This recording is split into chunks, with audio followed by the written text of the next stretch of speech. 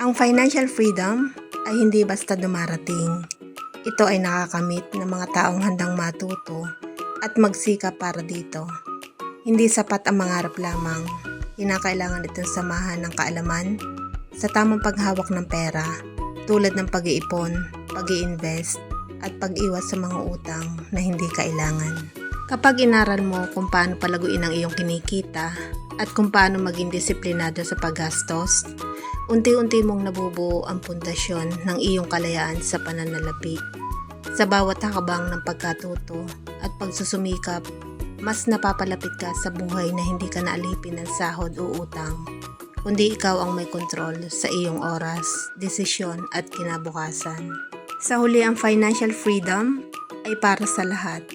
Pero ito ay nakakamit lamang ng mga taong may determinasyon na matuto, magplano at kumilos para sa kanilang mga pangarap.